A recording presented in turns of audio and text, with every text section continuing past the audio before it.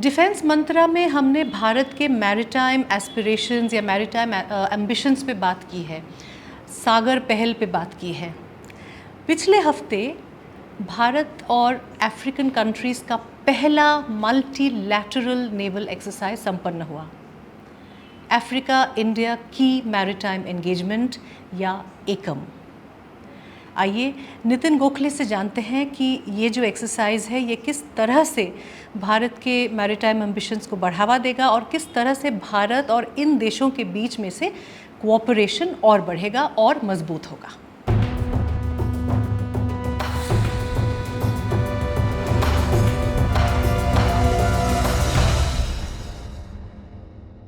नितिन, पहला ऐसा एक्सरसाइज है भारत और पार्टिसिपेटिंग जो 10 अन्य अफ्रीकन कंट्रीज़ हैं, तो भारत को क्यों लगा, ये भारत की इनिशिएटिव था या अफ्रीका का, और भारत को क्यों लगा कि इस तरफ जाना चाहिए ऐसे एक्सरसाइज करने के लिए? ये भारत का इनिशिएटिव था। पहल भारत ने की इसलिए की क्योंकि अगर आप पिछले 10 साल का इतिहास देखें तो प्रधानमंत्री नरेंद्र मोदी ने 2015 में सागर इनिशिएटिव की घोषणा की थी, जिसको अभी अपग्रेड किया गया है महासागर। वही फिर से 10 साल बाद मॉरिशस गए थे उनके नेशनल डे पे, जो 12 मार्च को था, और उसमें उन्होंने सागर का अपग्रेड करने की घोषणा की, महासागर बनाया। और इंडो पैसिफिक पिछले 10 सालों में उसका महत्व काफ़ी बढ़ गया है। तो इंडो पैसिफिक का जो डेफिनेशन है वो प्रधानमंत्री मोदी ने 2018 में शांग्रीला डायलॉग के कीनोट एड्रेस में उन्होंने दिया था कि भारत का डेफिनेशन इंडो पैसिफिक का क्या है, जोग्राफिकल उसके लिमिट्स आप कह सकते हो या उसका एक्सपेंस कह सकते हो। तो उन्होंने कहा था कि अफ्रीका के पूर्वी तट से लेकर प्रशांत महासागर या पैसिफिक ओशन के पश्चिमी भाग तक जो इलाका है उसको हम इंडो पैसिफिक मानते हैं, और उसमें सेंट्रलिटी आसियान कंट्रीज़ की है जो भारत के पूर्व की तरफ है, और शुरुआत इसकी अफ्रीका से होती है, अफ्रीका के पूर्वी तट से।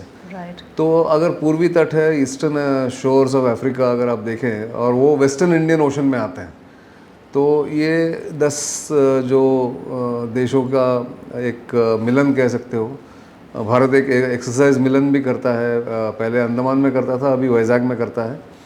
वही नेवी का ही है वो एक्सरसाइज। तो इसी का आप कह सकते हो छोटा सा रूप एक उन्होंने अफ्रीका में करने की घोषणा की और प्लानिंग किया, और उसके तहत ये जाके इस एक्सरसाइज का एक शुभारंभ कह सकते हो, एनुअल होगा या बाय एनुअल होगा वो देखना पड़ेगा, पर उसका हुआ। और इसमें भारत के अलावा जैसे 10 राष्ट्र अगर आप देखें, सबका नाम शायद दिया होगा, पर सबसे बड़ी बात इसमें यह है कि उसमें छोटे छोटे देश बहुत से हैं। तो वनीला आइलैंड कंट्रीज जिसको कहते हैं वो 4 हैं उसमें, या 3 कंट्रीज़ हैं और 2 उसमें फ्रेंच टेरिटरीज़ हैं। तो सेशेल्स, कोमोरोस, मैडागास्कर ये वनीला कंट्रीज़ हैं या आइलैंड्स हैं, और मायोट, या पता नहीं उसका प्रोनाउंसिएशन सही है नहीं है, मायोटे या मायोट, और रियूनियन आइलैंड, ये 2 फ्रेंच टेरिटरीज़ हैं जो इंडियन ओशन में हैं, जिसके कारण फ्रेंच या फ्रांस को EEZ बहुत बड़ा मिलता है, उनका वहाँ पे राज चलता है। तो ये बहुत से छोटे से देश हैं, बट इनके साथ एक्सरसाइज करना, उनको कॉन्फिडेंस देना, उनकी सुरक्षा का एक प्रायोजन करना, ये बहुत बड़ी बात भारत ने की है। और इसके लिए इस एक्सरसाइज को इस तरह से देखा जा रहा है कि भारत किस तरह से अपना दायरा जो है नेवी का वो बढ़ा रहा है। तो ऐसे आपने अभी लास्ट में जो कहा उसी से मैं सवाल पूछ रही हूँ कि इन छोटे देशों के जो ऑपरेशनल कैपेबिलिटीज़ हैं, ऐसे एक्सरसाइज में किस तरह से वो उनको फ़ायदा मिलेगा? नहीं, तो उनके देखिए कैपेबिलिटीज़ लिमिटेड हैं। भारत इस इलाके में सबसे बड़ी नौसेना है भारत की, और उनके पास इक्का दुक्का जहाज़ शिप्स होते हैं जैसे, और कई जगह पर तो भारत ने उनको डोनेट किए हुए हैं। जैसे सेशेल्स में कोस्ट गार्ड शिप को भारत ने अंजाम दिया है, या फिर मॉरिशस में आगालेगा आइलैंड जो है वहाँ पे भारत ने जेटी बनाई है, वहाँ एक एयर स्ट्रिप बनाई है जो भारत के काम आती है। सेशल्स मॉरिशस के काम तो आएगी ही ज़रूर। और कई सालों से, मतलब कई दशकों से मॉरिशस का कोस्ट गार्ड जो है वो मेंटोर्ड है भारत के नेवल ऑफिसर्स द्वारा। तो भारत का पुराना संबंध रहा है, पर उस संबंध को अभी फॉर्मलाइज किया गया इस हिसाब से, और इसलिए उनको एक नई नई स्किल्स इम्पार्ट करना, नए कौशल उनको सिखाना, समझाना, ये इस एक्सरसाइज के थ्रू होता है। तो इसके 2 फेज़ मेरे ख्याल से होते हैं इस एक्सरसाइज के। एक होता है हार्बर फेज़ और दूसरा होता है सी फेज़, फेज़ इसका सी लेग या सी फेज़ कहते हैं। तो हार्बर फेज़ में इनको पहले टेबल टॉप पे समझाया जाता है कि अगर ये मैप है, यहाँ पे अगर कोई आपदा आ गई, कोई नेचुरल कैलामिटी हो गई, तो उसको HADR को कैसे हम इकट्ठा काम करेंगे, कैसे आएंगे। तो भारत के P8 जैसे जहाज़ अगलगा में लैंड कर सकते हैं, बाकी जो C-130, C-17 जो जहाज़ एयरफोर्स के पास हैं वहाँ लैंड कर सकते हैं, वहाँ से मदद जा सकती है। और ये पिछले कई सालों में, 4-5 सालों में दिखाया गया है कि मोज़ाम्बिक में एक तूफ़ान आया था, मुझे एग्जैक्ट साल याद नहीं है, 3-4 साल की बात है। तो भारत की नौसेना ने वहाँ अपने जहाज़ तुरंत भेजे, उनको मदद की, वहाँ पे relief, disaster relief operations Bharat ने लॉन्च किया। तो इसके तहत मैं ये नहीं कहूँगा कि वो जंग के लिए रेडी हो रहे हैं या इकट्ठा काम कर रहे हैं। ये HADR है, ड्रग स्मगलिंग को प्रिवेंट करना, ह्यूमन स्मगलिंग को प्रिवेंट करना, ये सब काम भी इकट्ठा करने के लिए आपको एक दूसरे के बारे में जानना होगा, आप एक दूसरे के बारे में सिस्टम्स जो हैं आप एक दूसरे के समझने होंगे, इसलिए ये एक्सरसाइज काम आता है। तो अगर आप एक तरह से देखें तो ये एक स्ट्रेटेजिक पार्टनरशिप को बढ़ा रहा है इंडियन ओशन रीजन में, राइट? मतलब इस पूरे एरिया में। और अफ्रीका में लोग कहते हैं ना, ये एक मिथ कहिए या एक नैरेटिव बन गया है कि चाइना ने पूरी तरह से अफ्रीका के ऊपर कब्जा कर लिया है जी। और भारत कहीं भी नहीं है। ये मिथ है? नहीं, मिथ नहीं कहूँगा, ये मिक्स है, एग्जैजरेटेड है। क्योंकि चाइनीज़ मॉडल, तो मैं आपको थोड़ा समझा दूं कि चाइनीज़, मतलब हमारे दर्शकों को, कि चाइनीज़ और इंडियन मॉडल में क्या फ़र्क है। इंडियन जब असिस्टेंस जाता है या डेवलपमेंट असिस्टेंस जो प्लान्ड वे में वहाँ पे अफ्रीकन देशों को दिया जाता है, तो उनका इनपुट लिया जाता है कि आपको किस तरह के प्रोजेक्ट चाहिए। आपको इम्पोज नहीं करते, इम्पोज नहीं होता है। चाइनीज़ इम्पोज करते हैं, चाइनीज़ अपने लेबर वहाँ इम्पोर्ट करते हैं, whereas India goes by what the host nation wants. और इसलिए पहले था, एक 15 साल पहले या 10 साल पहले चाइना बहुत वहाँ पे डोमिनेंट था, हावी था। पर अभी उनको भी समझ में आ गया है कि ये डेट बढ़ जाता है, उनके वो लोन जो देते हैं, वो कर्जा देते हैं, ग्रांट नहीं होती है। इसलिए अफ्रीकन देश अभी काफ़ी सालों से भारत की तरफ देख रहे हैं। मैं आपको बता दूं कि ये पुराना इतिहास रहा है, पुराने संबंध रहे भारत के। घाना जैसे देश में जो तट पे नहीं है, वो अंदर है अफ्रीकन कॉन्टिनेंट में, वहाँ पे जो उसकी एक्सटर्नल इंटेलिजेंस एजेंसी है, हमारे रॉ की तरह, RNAW की तरह, उसका सेटअप जो है वो भारत के RNAW के जो फाउंडर हैं RN काव, वो और शंकरन नायर ने इसका सेटअप किया था 1955 में। तो अफ्रीकन देश जब धीरे धीरे आज़ाद होते गए, भारत के आज़ाद होने के बाद, तब वो भारत की तरफ देखते थे असिस्टेंस के लिए, और तब से ये संबंध चला आ रहा है। बीच में ये संबंध खराब हो गया था या निगलेक्ट हो गया था भारत की तरफ से, तो पर इसको अभी फिर बढ़ावा दिया गया है। इस सरकार के आते ही सागर की घोषणा हुई, फिर महासागर हो गया, और अफ्रीका इंडिया समिट भी हो चुके हैं। तो इसी के तहत ये एक्सरसाइज एक उसका हिस्सा है।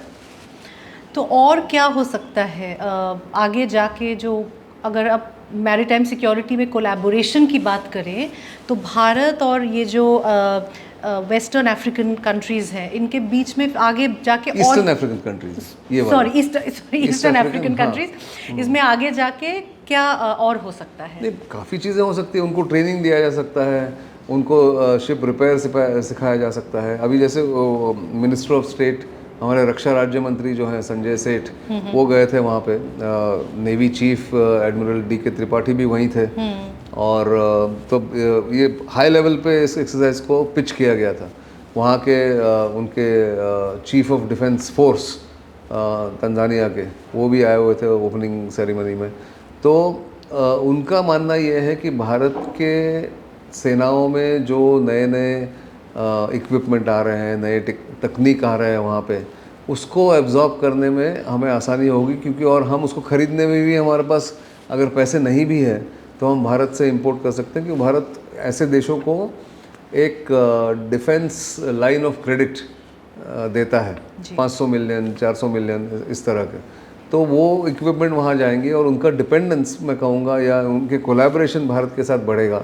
इसी तरह से वो संबंध भी अच्छे रहेंगे। उनके काफ़ी लोग भारत में ट्रेन करते हैं, अफसर जो हैं एनडीसी में हो या बाकी जो कोर्सेज होते हैं शॉर्ट टर्म कोर्सेज, तो एक दूसरे के साथ जब इंटरऑपरेबिलिटी बढ़ जाती है, एक दूसरे के ऊपर विश्वास बढ़ता है, और फिर होता क्या है कि कोई आपदा आए, कोई संकट आए तो उसमें फर्स्ट रिस्पॉन्डर भारत रहता है। तो आप पिछले 10-15 साल का इतिहास देखिए, मालदीव से लेकर या फिलीपींस से लेकर अफ्रीका तक भारतीय नौसेना ने और वायुसेना ने कितनी मदद की है छोटे छोटे राष्ट्रों की। नेपाल हो, फिलीपींस हो, टर्की तक हमारे लोग गए हैं जब भूकंप हुआ था वहाँ पे। ऐसे तो इससे ये फ़ायदा होता है कि आप अलग अलग तरह की चीज़ें कर सकते हो। एक बार विश्वास अगर बढ़ जाता है तो आप अलग अलग डायमेंशंस को यूज़ कर सकते हो ये आपसी संबंध बढ़ाने के लिए। तो ये जो एक्सरसाइज है वैसे तो अफ्रीका इंडिया की मैरीटाइम एंगेजमेंट है जिसको एकम कहा गया है, विच मीन्स यूनिटी, लेकिन जो हमने सागर पहल से शुरू की तो security and growth for all in the region, तो एकम बहुत आसानी से और बहुत नेचुरली इस पहल में फिट हो रहा है। बिल्कुल, जैसे आपने कहा security and growth for all, तो पूरा जो ये रीजन है ये भी, लेकिन तो security and growth for all में अलग अलग पहलू हैं। जैसे उसमें टेक्नोलॉजी है, क्लाइमेट चेंज है, वो सब है। ये वाला सिर्फ प्योर मिलिट्री एक्सरसाइज था, तो जैसे आपने कहा ये उसमें फिट हो गया जी, और एक पहलू उसमें जुड़ गया जी। लेकिन चैलेंजेस क्या है ऐसे एंगेजमेंट को आगे चलाने में या बरकरार रखने में? चैलेंजेस किस तरह के? चैलेंजेस तो कई तरह के आते हैं। जैसे वहाँ एक्स्ट्रा रीजनल पावर्स आ सकती हैं। मैं चाइना की तरफ हिंट कर रहा हूँ कि China is not a resident Indian power, Indian ocean power. वो इंडियन ओशन में लगातार आगे बढ़ रहा है, आने की कोशिश कर रहा है जी। तो जैसे एक मोजाम्बिक चैनल है, अगर आप मैप देखें तो मोजाम्बिक के पास से जो SLOC sea lanes of communication जो गुजरती हैं, जहाँ से व्यापार दोनों तरफ अप एंड डाउन जो मैरीटाइम ट्रांसपोर्ट होता है जी, वहाँ से होता है। तो आप मोजाम्बिक को जब हेल्प करते हो तो मोजाम्बिक वाले जब भी आपको ज़रूरत पड़ेगी कि हमें यहाँ से इंटेलिजेंस चाहिए, इससे यहाँ से इंफॉर्मेशन चाहिए, ये ज़रूर देंगे, क्योंकि आपके संबंध बढ़ गए हैं, आपका विश्वास बढ़ गया है। तो चैलेंजेस इसमें 1-2-3 चैलेंजेस ये आ सकते हैं कि वहाँ पे अगर कॉन्फ्लिक्ट शुरू हो गया तो ये छोटे छोटे देश वो टिक नहीं पाएंगे। दूसरा, भारत के किनारे से, पश्चिमी किनारे से अफ्रीका का पूर्वी किनारा दूर है, बहुत पास नहीं है। बीच में वेस्टर्न इंडियन ओशन इतना बड़ा वास्ट एक्सपेंस है, तो उसमें illegal fishing, smuggling, drug smuggling, सब चीज़ें वहाँ होती रहती हैं। और इसी के लिए एक यूनिटी के तहत अगर आप नेटवर्क बनाओ, इंफॉर्मेशन नेटवर्क, जैसे भारत यहाँ गुड़गांव में एक सेंटर चलता है, IFC-IOR उसको कहते हैं, Indian fusion centre, international fusion centre for Indian ocean region, IFC-IOR। तो इसमें ये सब देश शामिल हैं।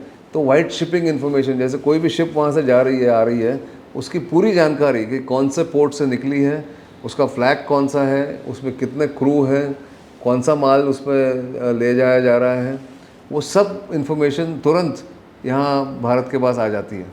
तो ये सबके लिए फ़ायदेमंद है, वो छोटे देशों के लिए है और बड़े देशों के लिए सेंट्रलाइज्ड इन्फॉर्मेशन है। तो चैलेंज ये है कि इसको मॉनिटर करना, इतने बड़े समुद्र को या महासागर को मॉनिटर करना अकेला कोई देश नहीं कर सकता है, ना अमेरिका कर सकता है, ना भारत कर सकता है।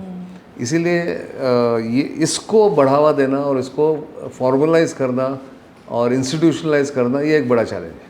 तो अगेन टेक्नोलॉजी का इसमें बहुत बड़ा रोल है। जैसे हम पिछले एपिसोड में भी, सागर वाले एपिसोड में भी यही बात कर रहे थे कि जो सैटेलाइट इमेजरी है and all that is important. Radars के एक पूरा चेन बना दिया है मॉरिशस में, मैडागास्कर में अगर उनको कुछ चाहिए तो वहाँ जा रहे हैं, क्योंकि ये कॉन्टेस्ट तो हमेशा चलेगा। जियोपॉलिटिकल कॉन्टेस्ट जो होता है, जो एक स्पर्धा होती है दो बड़े देशों में, पावर्स में, तो वो हमेशा चलेगी और वो अलग अलग जगह पे अपना इन्फ्लुएंस जमाना चाहते हैं, इन्फ्लुएंस वहाँ पे करने की कोशिश करते हैं वहाँ के लोगों को।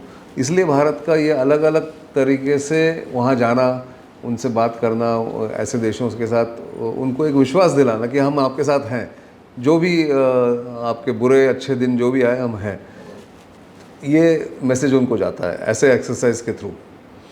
Thank you so much Nitin, हमें ये इन्फॉर्मेशन देने के लिए। जैसे आप सब ने देखा कि चीफ ऑफ नेवल स्टाफ, आपने वीडियो की शुरुआत में देखा होगा, वो भी काफ़ी खुश थे और शायद उन्होंने वो गाना शोले का गाया था, ये दोस्ती हम नहीं तोड़ेंगे।